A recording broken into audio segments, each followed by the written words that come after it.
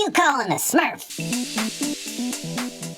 Hey, it's Dave Salvadore. Welcome back for the second part of the two-part series of Toy Prototype, where today I will show you how I painted the sculpture that you saw last week. So let's get right into that. So what it is, I printed out my color reference. I got all my paints ready and my brushes. Let's get right into this.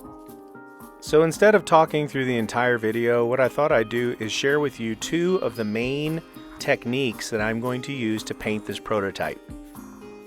So one of the main techniques that I use are washes, where you are taking a watered down version of a color, or you're taking inks and you are washing it all over your based model and letting that ink go into all the cracks and details. Then you can take a cloth and gently wipe away the excess to reveal the high points.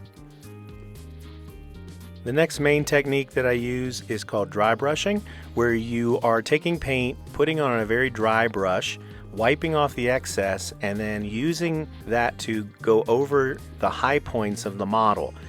And then you will gradually build up the colors lighter and lighter. So washes and dry brushing are the two techniques that I'll use. You'll see me alternate between those two for the entire process till the prototype is painted. So the first part of the painting process is the base coat, which I will put several layers of paint of the main color on the entire model. It's better to do several thin coats than one thick coat so that you don't lose detail. Next thing I do is I do a wash over the entire model. A suggestion I would make is to not use a rough cloth. I actually did that in this process and took off some of the paint, so then I switched over to a paper towel. Using a hair dryer is helpful to speed up the drying process. Now here I'm using white to lighten up the base color to begin the dry brushing process.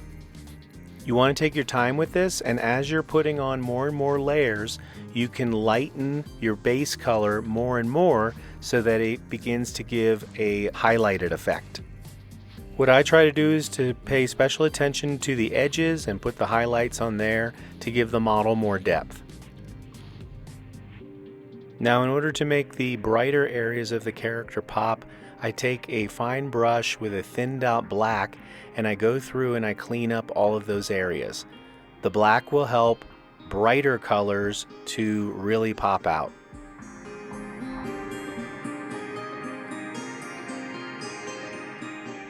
Now what you'll see me do is take lighter colors and begin the dry brushing process on top of the black to make the colors pop. Sometimes I have to do 2 or 3 passes of this so that the colors are a nice solid color. Next thing I use are some Citadel inks to wash over top of all of the wrappings so that the brown goes into the cracks and it gives it a nice weathered look. So for the eyes, I want to give it a glowing effect. How I achieve that is first I put a light base coat on, and then I will do a wet on wet technique where you're blending different colors together. So first I put some orange on, and then I take, while it's still wet, I take some red and put it around the edge, and then I blend those together.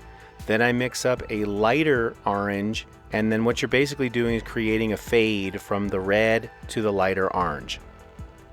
I started to realize that I wasn't crazy about the blue. It reminded me of a Smurf. I looked at the reference and realized these are more moody characters, so I took some of a darker wash and went in and just started to darken it down. So for the final process, I added some details of just highlights here and there to bring out some of the high points, and then I went in and did his tribal markings on his face. Something that really brought it all together was to seal it in a dull coat.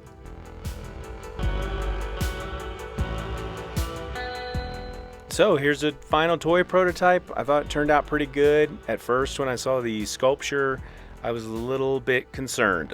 It was kind of rough, and I thought, oh no. But once I primed it and painted it and put all those washes in, all the details came out, and overall I was very pleased with this project, and learned a whole lot. So I hope you enjoyed watching that video. If you wouldn't mind hitting the like button or the subscribe button, it would really help me out. If you'd like to check out the final prototype that I did, there's a link below. And until next week, keep drawing and keep designing.